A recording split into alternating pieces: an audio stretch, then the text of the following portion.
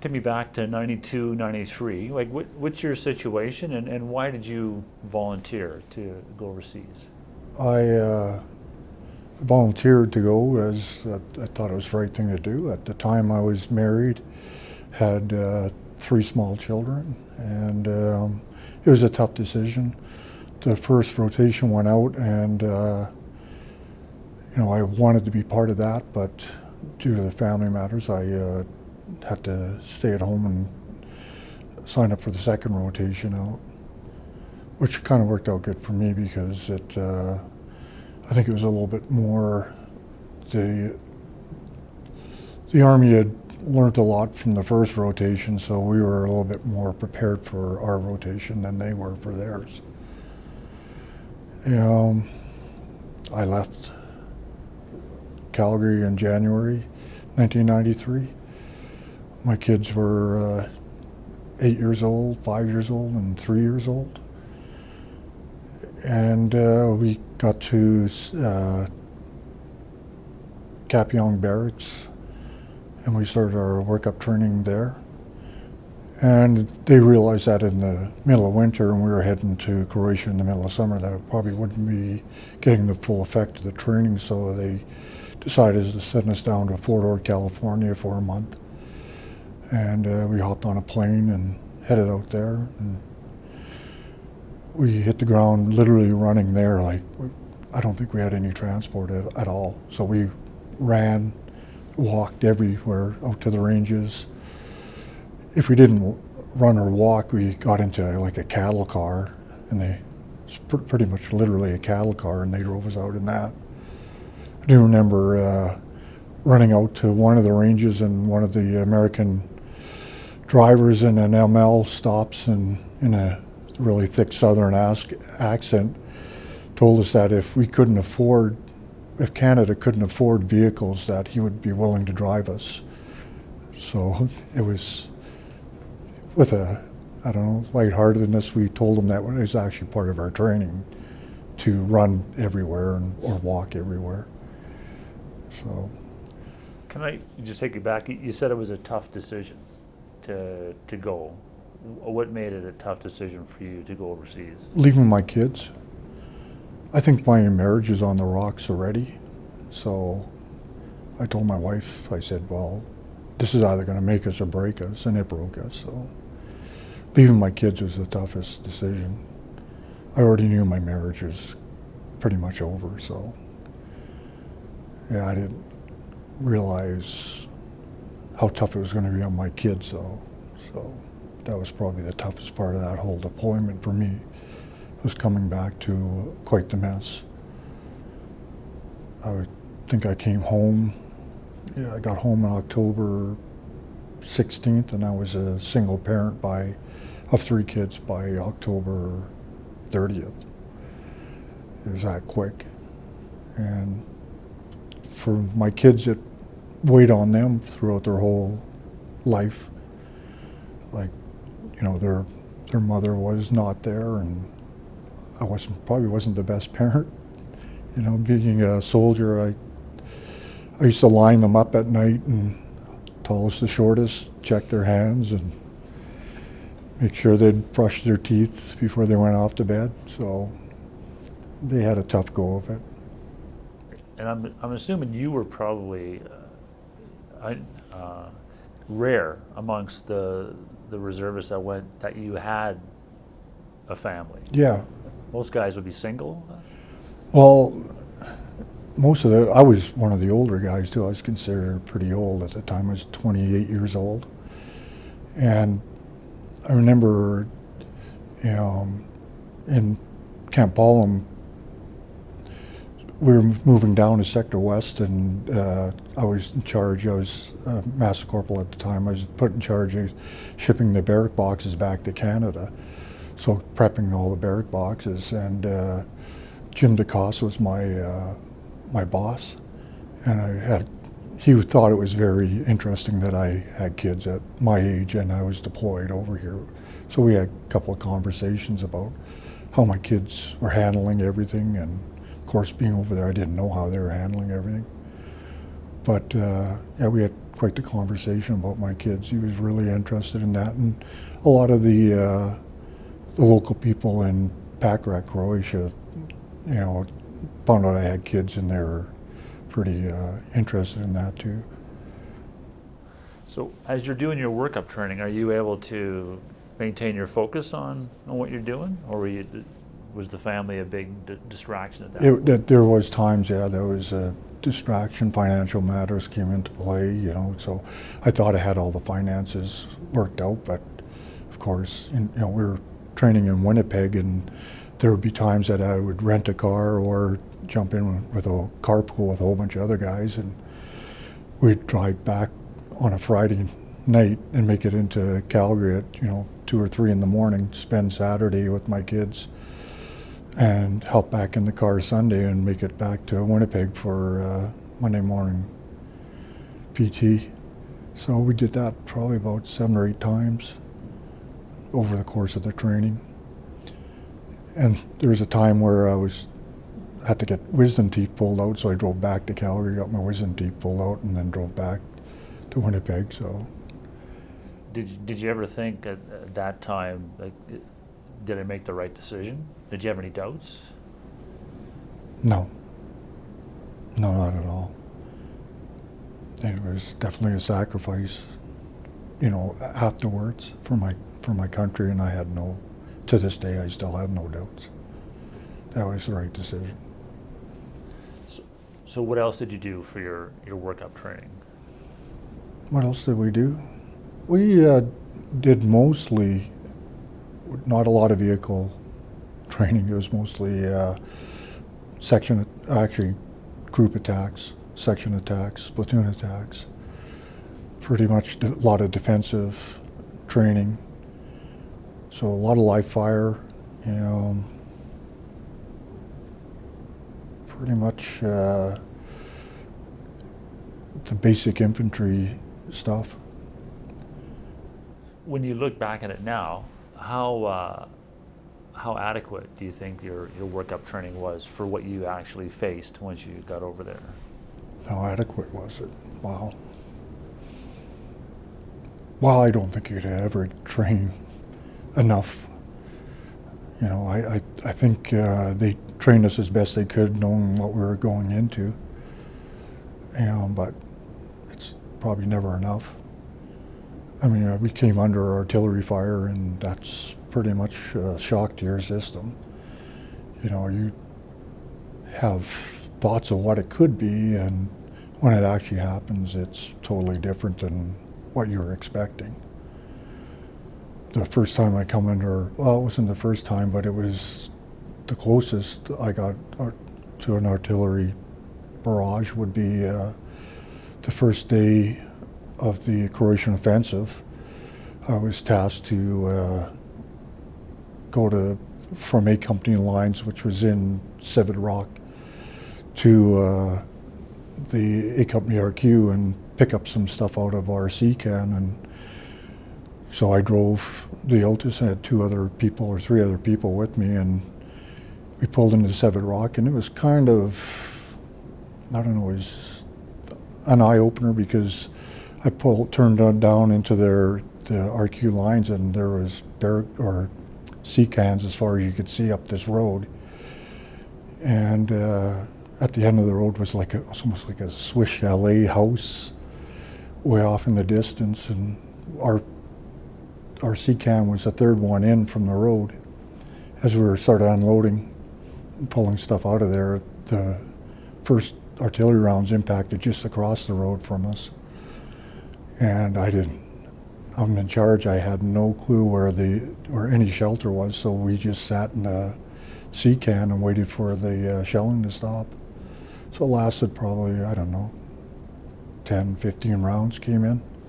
And the debris was falling on top of the C-can. And I remember sitting on top of a modular tenting while the shelling's going on, and one of a young guy that was with us turned around and said, "Well, this C-can's going to protect us, right?"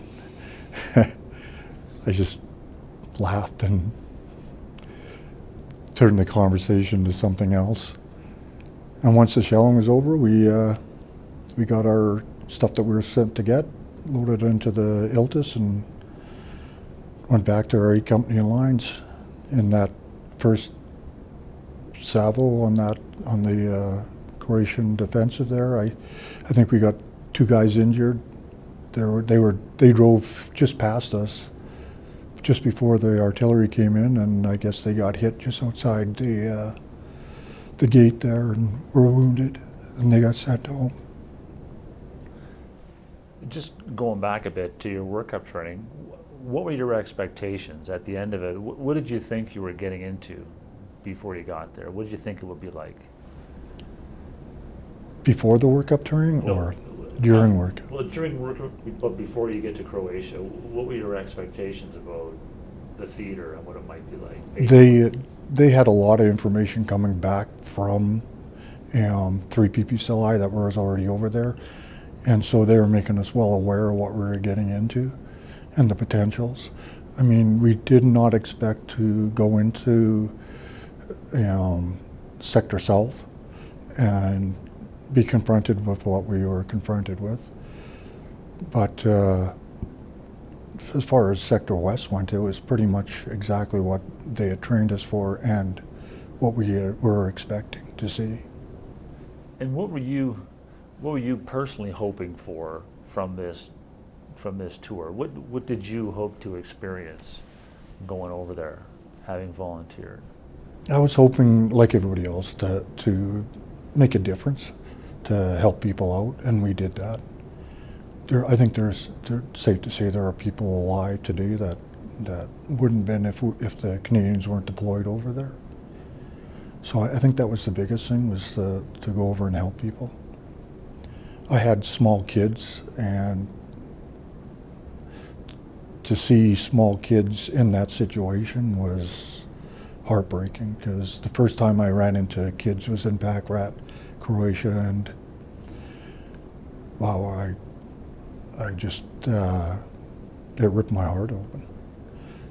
Just watching them having to deal with, war-torn town, blown up houses, and they're living in, I don't know how to describe it. But yeah, dealing with that was pretty heart-wrenching for me. Harder, I would imagine, for a father than for a young guy who's 22, you think? Yeah. We had to take a reporter on a patrol once, and we came across these kids, and I was talking to the kids, and he asked me right after, he said, "So what do you think about the kids?" So I told him, I said, well, it's heart-wrenching for me. I had kids the same age, and to see them struggling I could put my kids in that position, and as a parent, feel for the parents of those children. And then they asked one of the young privates that was with us what he thought, and he said, he goes, "I'm 19 years old, I really don't care. It doesn't really affect me." And then they asked one of the sergeants that we were with, and he said, "Kids, I like kids, but I couldn't eat a whole one."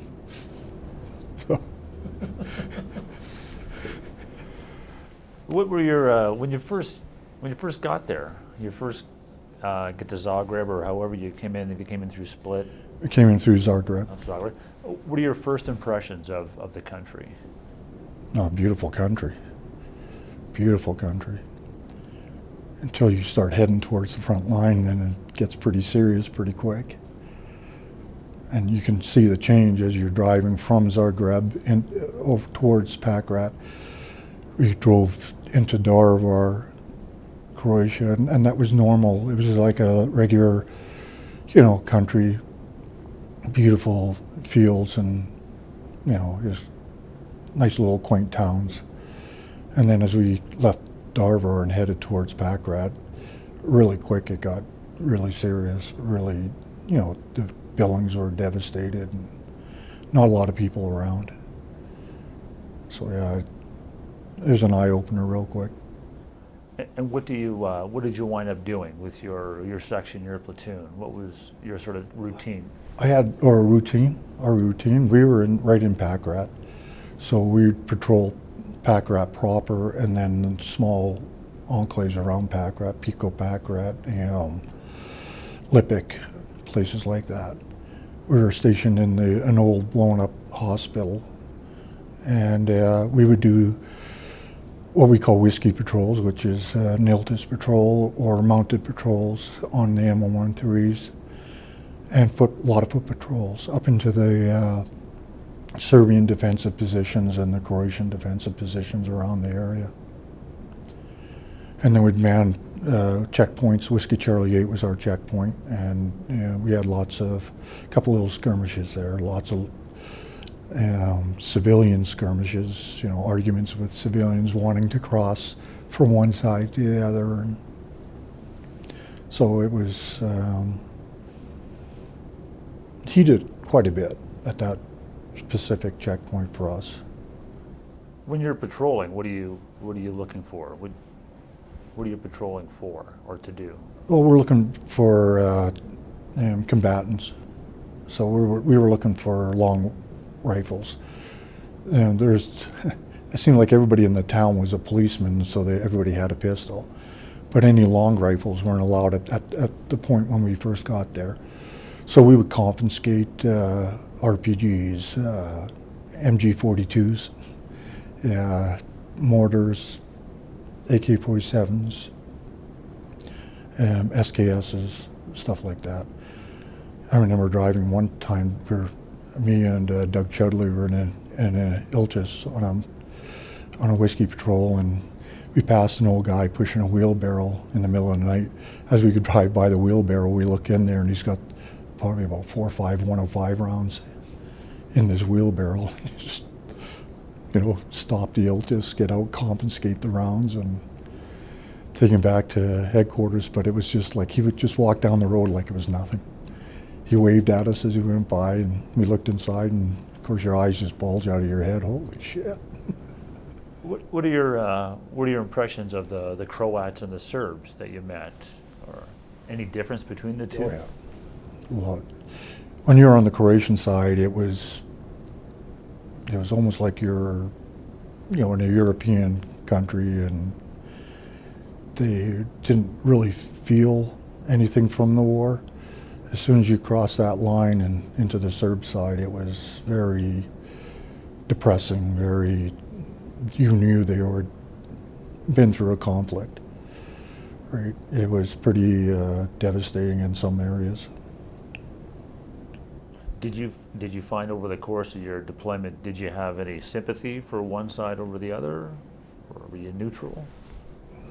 I was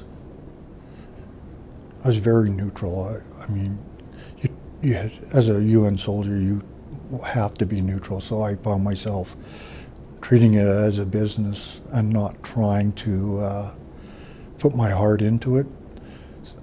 Not my heart, my feelings into it. So I was extremely neutral. A lot of the other people were more open than I was. So for me, it was just business. When I was talking to either side, it was business. There was no feelings for me there was feelings. I was trying to keep as neutral as possible. In Sector South, in the Croatian offensive, I was totally appalled by the Croatians. And the news didn't reflect what was happening. So by the end of it, I was pretty anti-Croatian. What was happening that appalled you? A Company wasn't involved in the Medak pocket. We were pretty much in the rear, but we were getting and knew what was happening. And when we moved down to Sector South, and we knew the locations that were being hit, because when our first night in Sector South, we were in D Company lines. So we knew where they were getting hit, and we knew some of the people that were getting hit. So, yeah, and we knew how they were getting hit too. There was reports coming over the radio constantly, right? We had actually set up insurgent mission for a company to go through the lines and pull civilians out. And my job in the orders in the O group was to be on a mounted patrol into the Medak pocket, and I was going to be the first carrier in, just me and the driver. So, and then the carrier would have been empty with nobody else. So I kind of knew what that meant, and that night I made peace with myself and my family in my head. And then the next day the mission was scrubbed, and then we heard that the Croatians had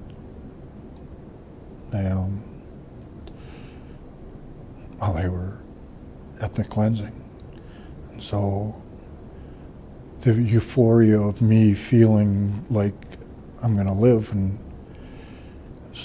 just totally washed away to a euphoria of total guilt for not going in, not being there. You know, I think days later, Charlie Company and the French went in, but if we would have been allowed to do that mission like we were supposed to, I think we would have saved more lives. Do you have a sense, or did you learn later how many Serbs, how many civilians had been killed or cleansed? There's lots of different numbers. Probably 50, at least 50 people, if not 100. So, yeah, you feel pretty guilty about that. How did that operation, like I'm assuming people talked about it within the battalion afterwards, comparing notes, like how did that affect the battalion as a whole? Do you have a sense of that?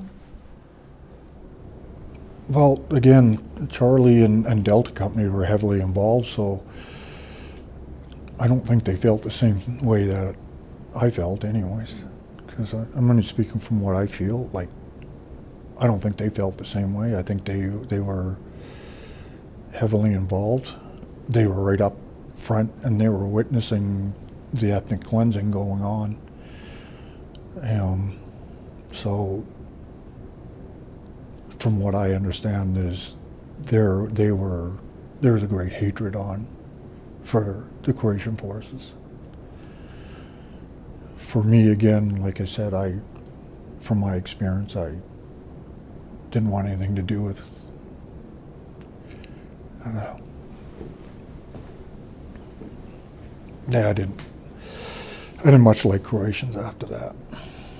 And the rhetoric that was sent out for years, and the denials in 2002 of anything that misdoings, and then just recently them being exonerated of any ethnic cleansing is a bunch of bullshit. You know, they did ethnic cleansing. They were just as guilty as the Serbs were, and yet here they are not being held accountable for what they did. How did you find it over the time that you're there, the whole role that you're in?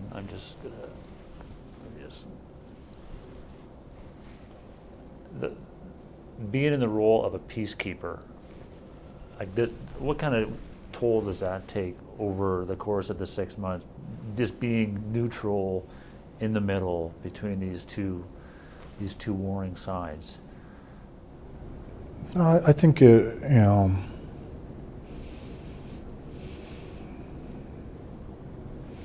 I think it weighs on you without a doubt. Me trying to stay as neutral as possible and not getting involved, later on you pay for that. You know, you think to yourself, they used to give us candy to hand out to the kids. I didn't do it. I wanted to stay as neutral as possible. And me being a father, coming home, and then realizing, you know, trying to stay neutral, how much that affected me. You know, it weighs on you.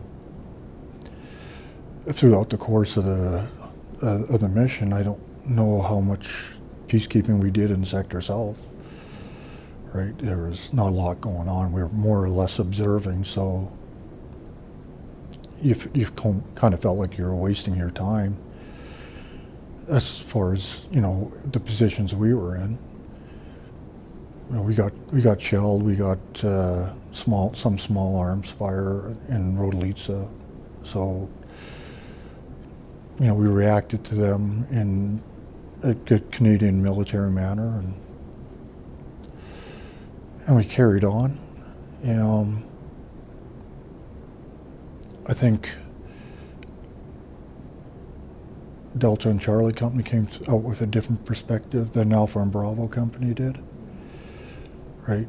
I think for us it was, chomping at the bit, wanting to get into the fight, and then not being able to is very frustrating for a soldier. And then knowing the outcome of this for the civilians, very devastating. I don't know if peacekeeping is the way to go at all. I think if you go in, you go in with maximum force and just settle it. I don't know how peacekeeping settles anything. I guess it makes the people back home feel like we're doing something. But I don't think we did. Some people survived because of us, but I don't know if anything really got resolved. And Charlie and Delta Company, they got to fire back. Yeah. Right. That was the difference between Alpha and Bravo and. Yeah. Well, they got right into it, and so for them it was different. I don't know if it was worse or better, because from my experience, I feel like it was worse not being in it, but I'm sure they have a different point of view from being involved in it. What was it like, the relationships between, you had a heavy reserve component of, and a lot of Calgary Highlanders, relations between the reserve and the regular soldiers in the battle group in your company? Well, at first there was a lot of resistance to us, obviously. After a while, I think it dissolved. We had some confrontations, even at the beginning of our tour overseas. When we were overseas, we had some confrontations. But I think that all hammered itself out really quick. My platoon was mostly reservists. I think mostly Calgary Highlanders. So, we dominated the platoon, with sheer numbers. So I don't think we've seen it as maybe some of the other sections or platoons would have seen it with more regular force guys in it. But our platoon warrant was airborne. My section commander was airborne, and then I think it was one section commander was airborne. And then he was blown up at a booby trap in Packrat and sent home, and then Rob Stratton, Calgary Highlander, took over there was a progression.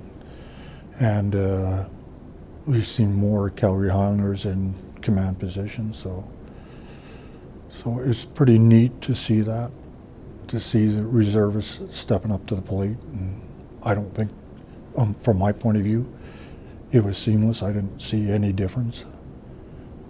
We had gone through, build-up training, and then we got into Packrat, and we sorted ourselves out real quick. And then when we got to Sector South, I think we were working pretty much as a team by then, and I had no issues. I don't think the regular force guys had any issues with us neither. It was a big deal at the time, right? It was a big, huge deal, yeah. Yeah, and there was a lot made of it at battalion when we first got there too. But like I said, by the end of it, I think we were all seamless. So what were relations like within your section? Did you see I just mean in general, did you see a change in your peers as the tour went on in terms of whatever, how people got along, professionalism? How'd you gel? That's funny. I mean, like in any other business or anything else like that, there's people you don't like, and you're never going to like, and so you always have that dynamics of a group of people. But given the stressful situation you're in, you can overcome those feelings of dislike really quick, and you start to learn to gel with those people and work out your problems. So after, like I said, by the time we were in Sector West, I think all those problems had disappeared. You mentioned a couple incidents already, but are there one or two others that kind of stand out in your mind, good or bad? I'm going to tell you a funny story. So we're in Rolica, Sector West, little town, little Croatian town surrounded by Serbs, and the only thing keeping them alive is us being in that town. So we got to drive from Rolica to the A Company headquarters. We call it Bedrock because it was an old, it looked like a sheep farm made of rock. So it's about a 15-minute drive. So me, Chuck Howie, and Bruce Graham are driving in this Iltis. Chuck's driving, Bruce is up front, I'm in the back seat. For the first time ever, I'm in the back seat and I had my rifle put off to the side. So we're just about at Bedrock, and all of a sudden somebody opens up with an AK fully auto on us, right? And the first thing Chuck says is, "What the hell's going on?" And right at the same time, me and Bruce Graham go, "We're getting shot at." So I think maybe one or two rounds hit the Iltis, and then I go to grab my rifle. I know the fire is coming from my right. I grab my rifle and the sling's wrapped around something on the floor, and I'm trying to pull it up. Just as I pull it up, I get it in my shoulder. I'm looking at the guy changing mags. So he's changing mags, and just as I go to get it into my shoulder, I can see him open up again, fully auto, and he's just letting the whole magazine come at us. And so you're looking at the rifle and the smoke from the rifle, and it's in my left shoulder, wrong arm for me. I'm looking over the sight, and I go to squeeze the trigger. By then, Chuck had hit the gas and was making good time. Just as I go to squeeze the trigger, Chuck turns a corner and I get mad at him. "What the hell are you doing?" I had him. And Chuck goes, "Well, you told me to speed up." So it was pretty funny. That was pretty funny. As we're just about at Bedrock, and when we, over the radio, we can hear Paul Reaper giving a shot rep. And Bruce Graham goes, gets on the radio and goes, "Yeah, they're shooting at us," right? So anyways, we get in there, and the others, sure enough, they hit the Iltis at least once anyways. So that's a funny story for me anyways. The next story.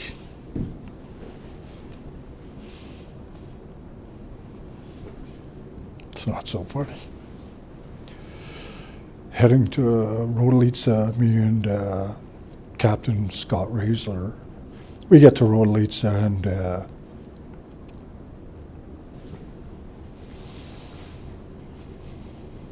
we're doing whatever business we had to do. He had to do. I was his driver. And we run into Jim DeCoste and Lieutenant Taylor and their driver. So we talked to him because Jim was my boss for a couple of weeks while I was in Camp Holland loading up the barrack boxes, and he asked me how my kids were doing, and him and Scott,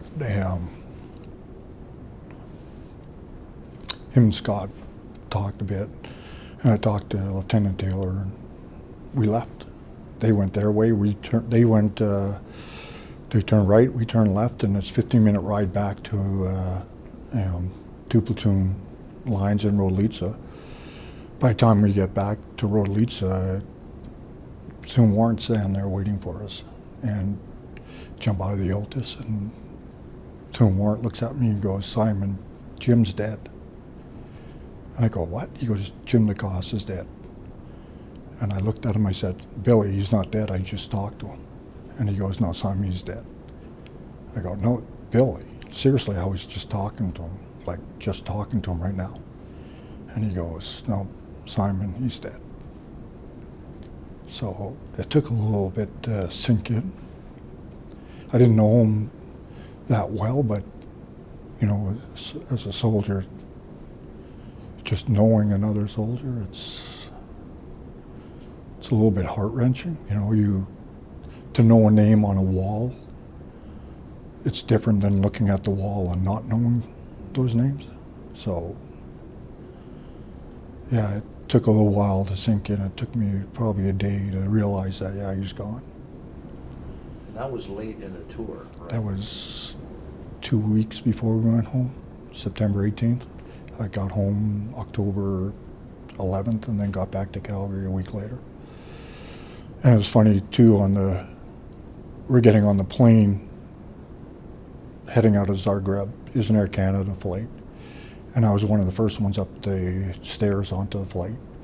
And one of the flight attendants asked me, she said, "So is everybody going home?" And I'm thinking to myself, of course we're all going home. Like, where do you think we're heading, right? Then I sat down in my chair and I realized what the question really meant, right? And it's like, oh shit, you know, and it hits you then too. Then me, Paul Reaper and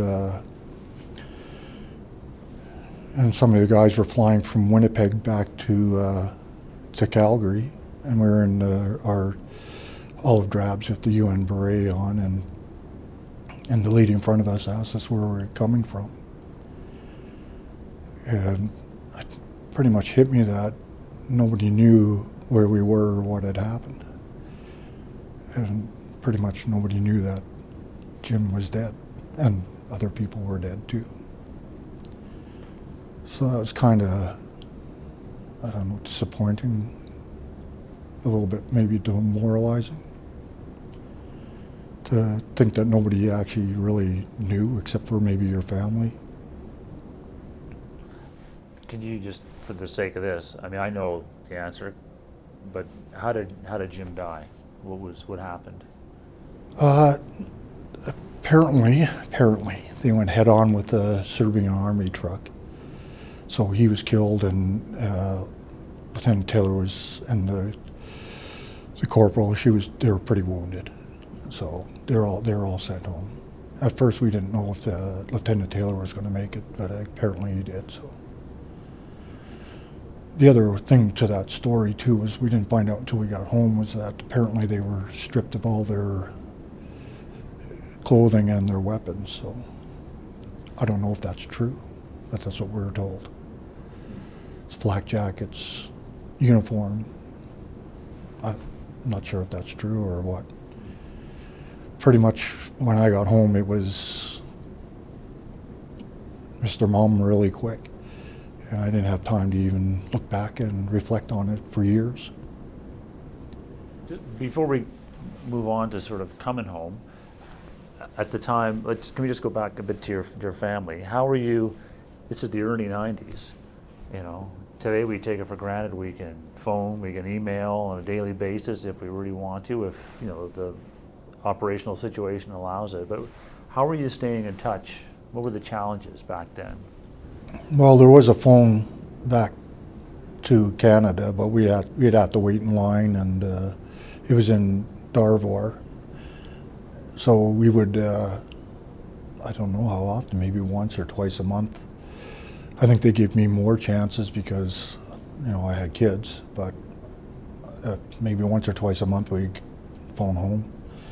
When we were in Sector South, we didn't phone home at all. There was we had no access to any communications at all. So for that month or so that we were there, it was pretty much no communication. So that's got to be hard with Yeah, for anybody with a family. yeah, yeah. It was tough, and it was tough because you're going through stuff and you want to talk to, your spouse, or you just want to hear your kids' voices. And I think that would have helped a bit, but there's no chance of that. What kinds of things could you and the others do in terms of like short leaves or just blowing off steam when you're not doing your job? Well, we were supposed to have, I think it was a weekend every month. I had 2 weekends and then my 2-week vacation. So that was pretty much it. I think that was canceled once all the Operation Backstop happened, and then the Croatian offensive happened. That was pretty much put on hold. I went to Budapest for 1 weekend and Opacha, Croatia for another weekend. So that was pretty much it, for weekends anyways. And then when I went to, on my leave, I went to England. I met my wife in England. And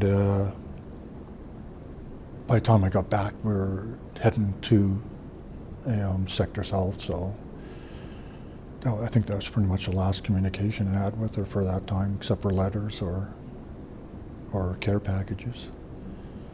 I don't even know if they were catching up with us in the Mid-Ac pocket.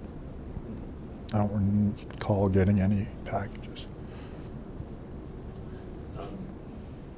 Is there anything else you want to say about the tour in Croatia before we move on to coming home? Anything else that sticks out in your mind, or?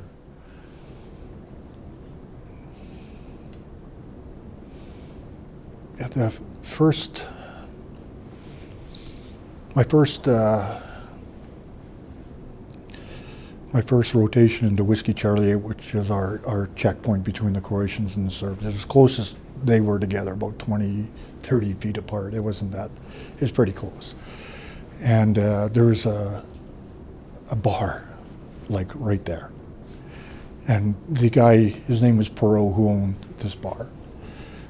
And we call him Stinky because of obvious reasons. So anyways, I'm talking to him, and this young kid comes up dressed in camouflage. He's 16 years old. His name was Milan. He was a pretty cool kid, right? At first we didn't get along. It came to me telling him I was going to shoot him if he kept trying to pull his pistol out. But I said it in the wrong way. I'm trying to say it in Croatian, and I mistaked pushka, which is a rifle, for pichka, which is woman's genitalia. So I told him if he was going to pull his pichka out, that I was going to shoot him. So of course, Stinky and Milan started laughing their guts out, and I don't know what the heck they're laughing at. So I'm getting all serious, and Milan had to, Stinky had to translate for me what I just told him. So yeah, I thought it was pretty funny. I became good friends with Milan, and we talked quite a bit actually, and his English was getting pretty good. And then he ended up stepping on an anti-tank mine and disappearing. So I think I asked my boss if I could go to the funeral, and obviously that's probably one of the times where I had stepped out of that stay neutral zone. And of course I was denied. There was no way we could go to that funeral. But yeah, it kind of opened my eyes there too. What about the other social aspects? I'm thinking about when you're on a patrol and you're expected to drink with. Oh yeah. That sort of thing. Tell me a bit about that. How did that work? You want a long story or a short one? Doesn't matter. We're in Rodlica. So this is Sector South, and Rodlica is a town that's very old. The roads are stone roads, and I don't mean cobblestone, I mean stone, like you're twisting your ankles on it, stone. So we're doing our patrol through the 3-man foot patrol, right? And this older Croatian gentleman invites us in for a drink, and it's my turn to drink, right? So one guy drinks, everybody else stays sober. And we got into the conversation of his town, and I said, well, you know, there's stone roads. And he looked at me and he says, of course we're getting drunk. He looks at me and goes, you don't like the roads? And it's broken English though. And I go, well, you know. He goes, well, he said to me, he goes, Alexander the Great walked on these roads. He goes, Genghis Khan sent his emissaries here on these roads. He goes, the Nazis walked down these roads. He goes, now the Canadians are here. So it gave me a totally different perspective on that little town, right? And then we had to walk home, back to the schoolhouse that we were occupying, and it wasn't that far, but I had to go to the bathroom real bad. So we walked down the street. I went, pulled off, did my thing against a tree, and started walking back. And the two guys that were on patrol with me started chuckling and laughing, and I'm having a hard time walking because I am intoxicated. And it's getting harder and harder as I get closer to the gate, and then I get to the gate, and Tim Kirkup, my fire team partner's on gate duty, and he looks at me and he goes, Simon, pull your pants up. My pants are down by my ankles, and the two guys behind me didn't say a word. So yeah. Yeah, I don't think that would go very good right now. What, speaking of that, so what was, because it was very different then, the alcohol policy that you were following or not following? I don't know if we were following or not following. I think we were following a policy that if we were to refuse their hospitality, it got really violent really quick. There was good confrontations on either side. It was their custom that if you were in their presence, you would have a drink. And yeah, if you didn't drink, then they were very offended. So we had set up a designated drinker program where one person on the patrol would drink for everybody. Instead of everybody drinking, just one person would drink, so two guys have some chance if something happens, right? And what was the Canadian Forces policy? What was the beer policy for you and the others? When you I think it was a couple of beer a month. I think that's what it was. I'm not sure. You know, it kind of came hazy really quick because if we were off duty, we were drinking, and the alcohol was readily available there.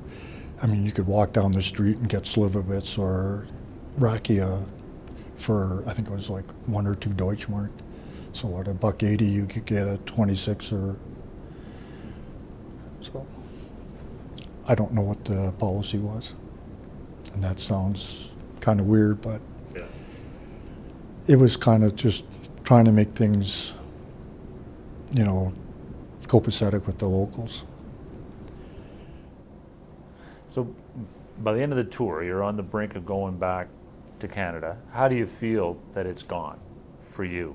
Was it what you'd hoped it would be? No, I don't really agree with peacekeeping. And I'm sure maybe this government's heading that way, and I kind of fear that we're going to put soldiers in unneeded stress situations. Like I said earlier, I think if you're going to do it, you might as well go in there and do it right. You know, that's, of course, my experience. So If you can't shoot back because they're not shooting directly at you, right? I don't understand that. I really don't understand that policy. I don't understand the thought behind it, right? Not unless you're in imminent danger. Well, what's imminent danger? Right? To me, imminent danger is that guy thinks he's going to shoot me, so I should be able to shoot him, but I can't. I got to wait for him to shoot me before I shoot him. That's crazy. I had a Serbian Special Forces colonel at that same checkpoint in Bagrat. He decided he was going to come over and talk to me, and of course I'm neutral, so I kind of put that neutral face on, and he didn't like that. Right? He didn't like the fact that he couldn't be chummy with me. So he goes back to Stinky's bar, which is 30 feet away from the checkpoint, sits down and proceeds to get totally hammered. Right? And as he's hammered, getting more drunk and more drunk, he's giving me the dirty look. So I'm leaning against the bar that crosses the road, and he starts undoing his pistol. Right? So he unclips his pistol as he's sitting down, and he's looking at me, smirking, and he starts pulling his pistol out slowly. Of course, I got my pistol, so I undo my latch, but I can't pull mine out until he pulls his out. So then he pulls his out, I grab mine, right? And all I can think to my head is, there's not a round up my chamber, so if he starts shooting, I gotta fall to my left, cock it as I fall, and just start shooting, right? And then he's got it almost all the way out, and he smiles at me and puts it back in. So I tell the story to everybody that I had a Mexican standoff with the Serbian Special Forces colonel, and nobody believes me, right? And I tell them I win the standoff. So we go to Winnipeg to get the Governor General unit citation, and I ran into my fire team partner, Tim Kirkup, who was actually on that checkpoint when that happened. And he tells the story a little bit different, but he tells it the same way up until the point where he points his C9 machine gun at the guy and cocks it. And then the pistol went in. 10 years later, that was an eye-opener for me. Wait a second, that's my story. Yeah. Without any prompting from me, Martin Woods was there, and I told this story to Martin Woods. And Martin's telling me, oh, you're full of shit, right? Bullshit, right? You could see it in his face. He's not saying it, but you could see it in his face that, oh, you're full of shit, right? And then we're in a hotel in Winnipeg, and Tim Kirkup walks in, and within half an hour, he's telling that story. And so as he's telling the story, I'm pointing at Martin and go, see, look, confirmation, until the end of the story, and it kills my my standing off with the Serbian Special Forces colonel. What, it's kind of jumping ahead, but what was it like that weekend, going back and getting that commendation? It was a neat trip because I hadn't seen a lot of people. So Paul Nichols flew from Cornell, BC to Calgary, and he was expecting that there was going to be a lot of people heading back, so he had no plans he was going to get to Winnipeg, and I had no plans how I was going to get to Winnipeg because there's nothing put on by anybody, nothing's really organized. So I think we were drinking, and about 2 a.m. we decided we were going to drive out in my truck. So it's a nice trip out there. He's driving in my truck, and he's probably doing about 130 kilometers an hour as we get pulled over. And this female RCMP officer comes up to the window and says, you know why I pulled you over? And of course we're speeding. And she goes, well, where are you guys going in such a hurry? As Paul's handing her his license and I'm getting the registration. And Paul goes, well, ma'am, we're going to meet the Governor General. And she leans over and looks at me and she goes, so are you going to meet the Governor General too? And I said, yes, ma'am, I am. So she grabs his BC driver's license, my Alberta registration, and kind of giving us a weird look, walks back to the car. A couple of minutes later, she walks back and hands us our information and says, have a nice day. No ticket, no nothing. So obviously she checked, and found out that we were heading there. So that was pretty nice, that one. And then we got to Winnipeg, and it was pretty nice setup. I met Adrienne Clarkson, shook her hand, talked to her, so that was pretty nice. The ceremony was nice. There was a lot of guys, especially for Delta and Charlie. Those guys getting the recognition that they deserved 9 years earlier. Right. I mean, it was heart-wrenching for them, and a bit for myself too. Again, like I came home thinking nobody knew what had happened. Nobody knew Jim was dead. So getting that, and Jim was mentioned in there, so that was nice. So what was it like when you came home? You talked about talking to the stewardess who asked if everybody's going home. Did you just come straight back? Yeah. What kind of reception was there? Well, Andy Hewlin got blown up, so I got a field promotion from corporal to master corporal. We get at the Calgary airport, and there's the brass is all there, welcome us. And the first thing somebody says to me is, "Welcome home. By the way, you're going to have to take that rank down." So it was business as usual after that, and that's pretty much what it went like. It was pretty much business as usual. I became a single father real quick. I can't remember a lot of it, to tell you the truth. It was just a big blur.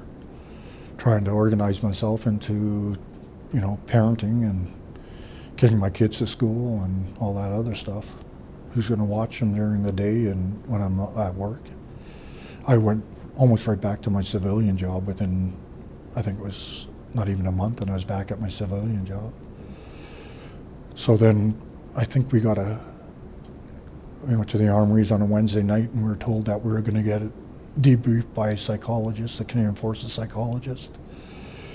And it was pretty funny because it was two people. So the debrief was one captain and me and Paul Nichols. So we go in there and we sit down, and this is our psychological debrief, I'm guessing.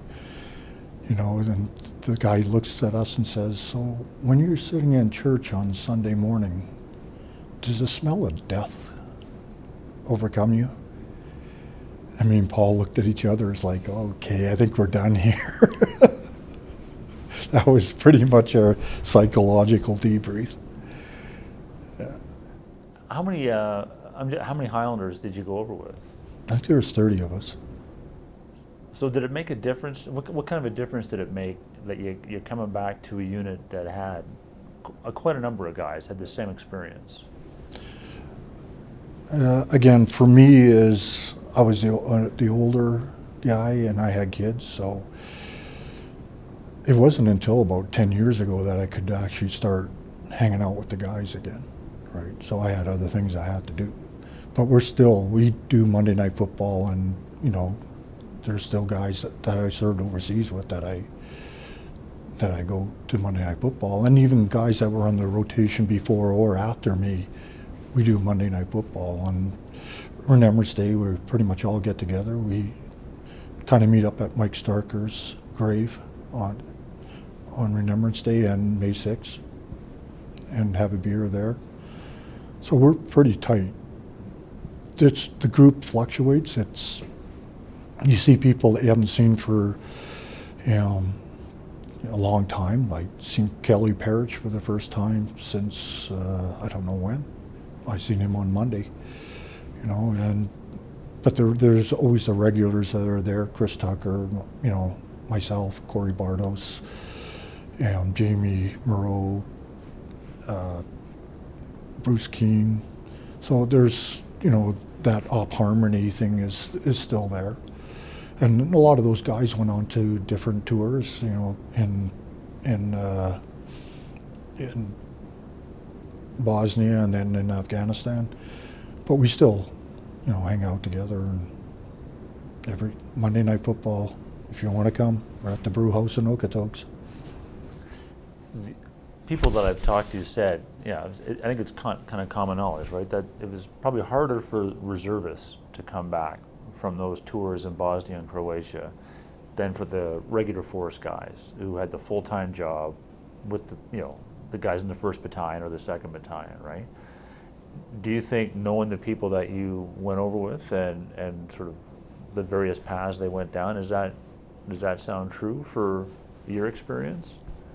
I couldn't really say, because I don't know what the Reg Forces guys went through. I'm sure they had a lot of camaraderie at that they could lean on, but in a way we did too. Depends on who you were. There's some guys just, as soon as they got home, they cut loose and never seen again. So I have to wonder how they're making out, how they deal with it. You know, and then there's other guys, you know, that aren't dealing with it very well. You know, I'm talking about from Afghanistan, you know, so, and then they were kind of in our group or just outside of our group, and you have to wonder how you can help, right? I think the Canadian Forces is better now than they were back then. I mean, back then, I think we landed in Winnipeg. I think it was October 6th, I landed in Winnipeg, and a week later I was back in Calgary, and pretty much left on your own. There was very limited debrief in Winnipeg. It was basically get your stuff and get out of here. You know, go back to your unit. What do you think would have been a better way to do that with the benefit of hindsight? It's hard to say. I think, you know, decompression is probably a smart idea that the Canadian Forces doing now, where they're sending them to, I think it's Cyprus. You know, I think that's a smart idea. Keep everybody together for a little bit, right? And then slowly, you know, let them go. I'm not sure how the reservists work with it, but yeah, sending 2 soldiers in for a meeting with a psychologist probably isn't a good idea, right? You're kind of withdrawn. You don't want to, if you have a problem, you don't want to say it. I think I'm lucky I came out of there pretty much unscathed, right? I think, and most of my problems were when I came home and having to deal with being a single father real quick, right? And, you know, looking back on how my kids' lives have changed further, you know, I don't know, maybe it would have still been the same way for them, you know, a broken family, I don't know, it probably would have been that way, but who's to say, right? Did they, were they resentful that you had gone away to do? No, I think they're proud that I went. I think it's caused them a bit. I think they're probably different people than what they would have been maybe if I would have stayed at home. I can't be sure. I just have 1 or 2 more questions, but Chris Tucker, when I interviewed him, he was a bit upset that there back in the 90s there was no recognition for what the reserve had done, and in particular the Calgary Highlanders. Did you feel that at the time, that there should have been some kind of formal recognition for the reserve stepping up like they did, people like you? Well, because we were in the mid-act pocket, we did have a quick debrief in Sector West, and what we were told, our debrief was, do not tell anybody what happened here. That was pretty much our debrief. So we were told not to say anything. And I remember having a conversation on Remembrance Day in I think it was the Unicorn Pub, sitting at the bar having a conversation with, I think it was Mike Owens or somebody, maybe Norm Stretch, about what had happened, and somebody else comes up to us in uniform and says, "You guys are full of shit."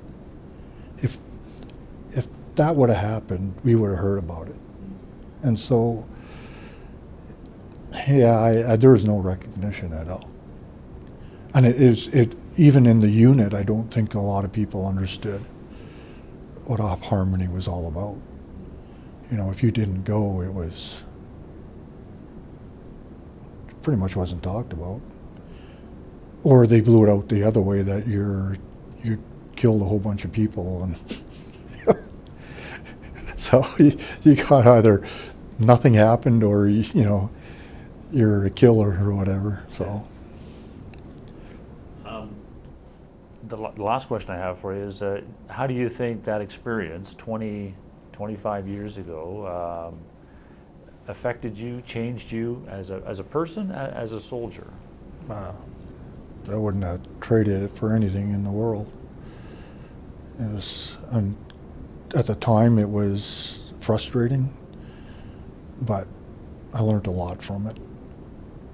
It made me who I am. I can pretty much weather anything, right? I don't know if that's a good thing or a bad thing, but I can pretty much weather anything. You know, I've had some really tough times since then, and, you know, I think it helped me get through that. You know, it's made me, I think, a better person. The Canadian Armed Forces overall, I don't know where I would be if I hadn't joined the Army. You know, I joined the Army at a young age and did pretty much the only life I knew, and still do know. You hold those values that the Canadian Armed Forces teaches you, whether directly or indirectly. You hold those values tight to you, and you expect people to adhere to those values even in civilian life, and it's kind of disappointing that they don't. But I have my family, and then I have my military family, and I'm closer to my military family than I am to my family. You know, they are without a doubt my brothers, you know, and they always will be. So I think it was a great experience. A great experience. You lose some of yourself.